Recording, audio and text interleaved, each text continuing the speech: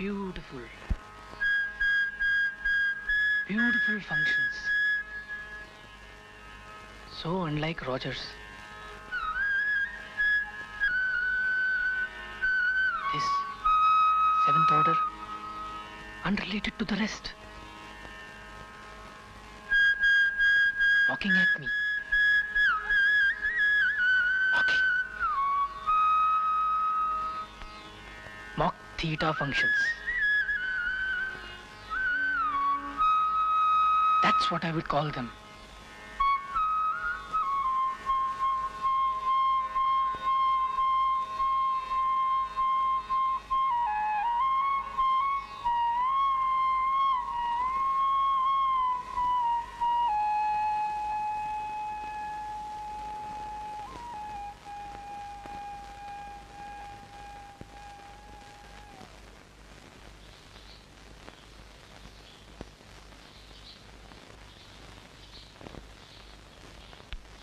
So the Earth is also a planet? Yes. And after that? Mars. You know, Mars is the god of war. War? Apdiya? And they all go around the sun? Yes, like your sheep surround my wolf. But this is mine. Amma. Sorry, Chinnaswamy, but that is the game. Whoever plays the sheep always loses. Apdiya? And after the god of war? Fifth is Guru. Guru brings good luck. And then Shani. Shani brings all bad luck. The fifth is good. But the sixth is bad. Numbers are so nice, Amma.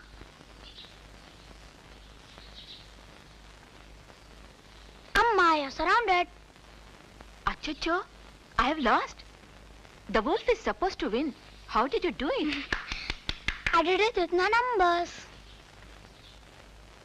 The place is Kumbakonam in South India, 100 years ago.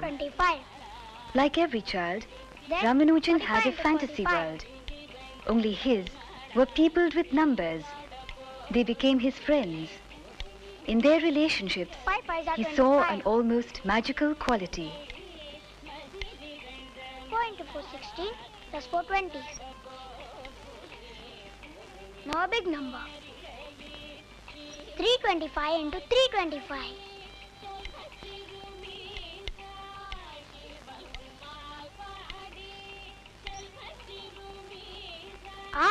So simple. And so, each boy gets one banana. In the same way, if 1,000 bananas are divided among 1,000 boys, how many will each one get? Yes? Yes? Yes? 1. You are good. And remember that whenever you divide a number by itself, the answer is always 1. Understood? Sir, so if no fruit is divided among no one, still everybody gets 1? What I'm saying is, if 0 is divided by 0, can the answer still be 1? No, of course not. But there's nothing to laugh at. There are always exceptions to the rule. Bhaskaracharya. You all know who Bhaskaracharya was. He was India's last great mathematician. He said the answer was infinity. Today they say the answer is indeterminate.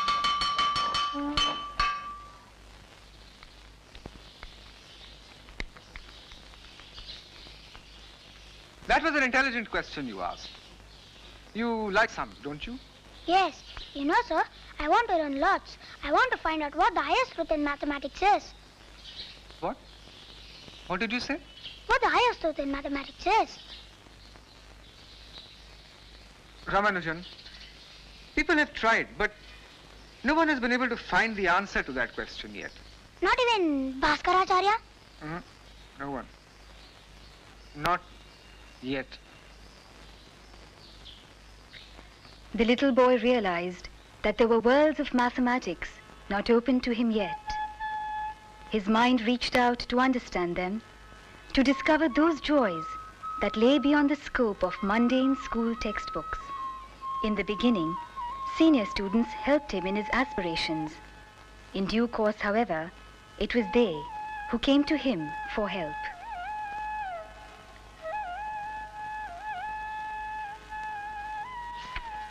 At night, college books would unlock their secrets to him. Looney's Trigonometry, a book that actually contains far more mathematics than its title suggests. Hyperbolic functions, infinite products, infinite series. Ramanujan was able to understand all these by himself. He started filling up notebooks with the work that he found so fascinating. The road to discovery culminated in finding a synopsis by G.S. Carr. Not only did it contain thousands of new theorems, but also a style of presentation without giving proofs, which Ramanujan adopted as his own. In the years to come, Carr's synopsis was to have a profound effect on him. The problem is, solve the triangle. Can anybody tell me what the first step is? Ramanujan. The first step? Well, the answer is angle B is equal to 120 degrees, angle C is equal to 30 degrees, side A is equal to side C is equal to 1. Good. Can you prove it? It's a mental sum. Oh, come down and work it out for us.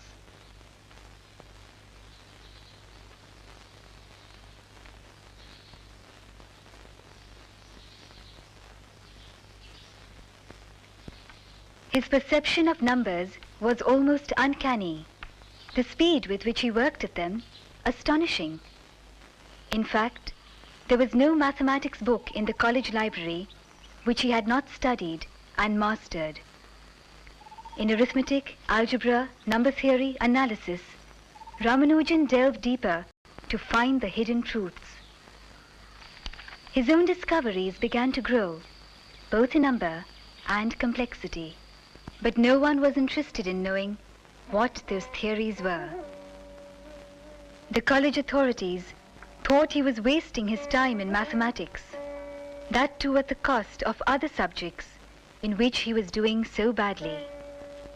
The rigid educational system found no place to encourage him, to make concessions for his weaknesses. Twice Ramanujan tried to pass his first-year exams. He failed both times.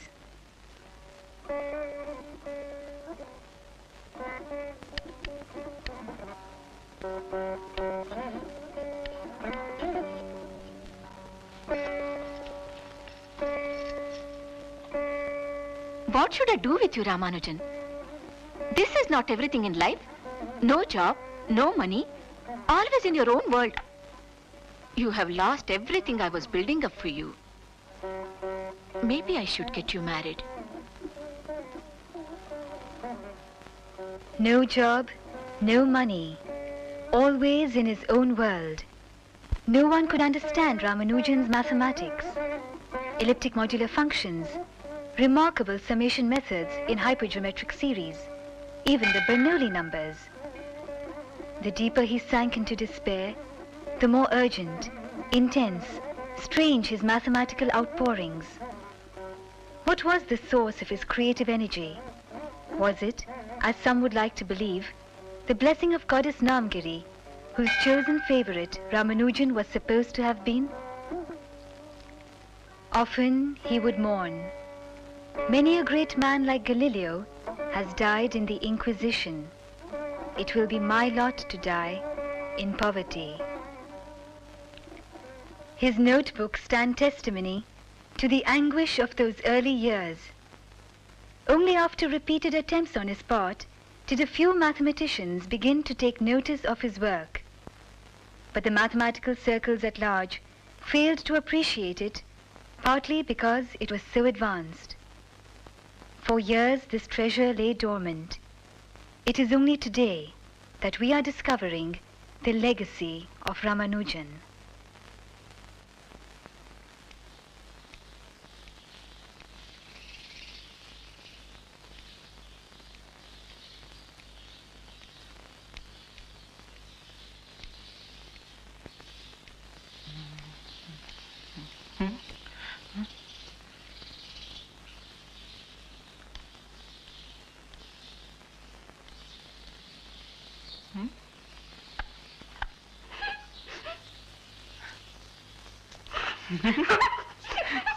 Janaki!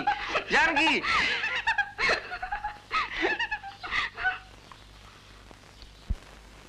I beg to introduce myself as a clerk in the Madras Port Trust. I am now about 25 years of age and striking out a new path for myself. I have made a special investigation of divergent series. The results are termed by the local mathematicians as startling, but they are not able to understand me in my higher flights. If you are convinced that there is anything of value, I would like to have my theorems published. To Professor G.H. Hardy, Trinity College. Professor G.H. Hardy was one of the world's leading mathematicians at the time. He was especially known for his contribution to the theory of numbers and their infinite series. He often received letters from mathematical cranks who claimed to have made important discoveries. Some of the theorems he saw now were wild, fantastic looking, and others, already famous ones, laid out as though they were the writer's original work. What is he? Some kind of fraud? Sending me theorems that were discovered decades ago. But he must realize I would see through such a simple fraud immediately. Could it be that he really discovered these theorems for himself? That second set of strange theorems he sent me. Maybe I should have another look at them. The letter haunted him all day. Late that night, he and Professor Littlewood came to a decision that was to affect Ramanujan's entire future. These theorems of his must be true, because no one would have the imagination to invent them. He must be a mathematician of the very highest order.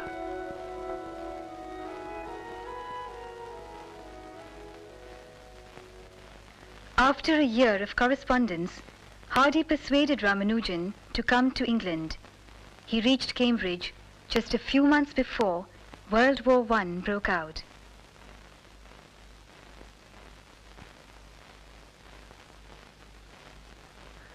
You know this theory of prime numbers which you have written to me about? It is really the most difficult branch of all in pure mathematics. After I sent it to you, I got Professor Hill's letter. It showed me where I had gone wrong. Oh, don't worry about that. Anyone who's gone through the rest of your work is bound to have faith in you. But tell me one thing, Mr. Ramanujan. Pardon my saying so, but you have had no formal training, due to which I see a lot of gaps in your work. How is it then that you have managed to work out such complexities? I cannot say, Professor. Really. I think about the problem and its solution, and it all somehow falls into place. Oh. Perhaps you don't want to tell me about your working methods. Is that why you didn't send me any proofs either? No, not like that. But proofs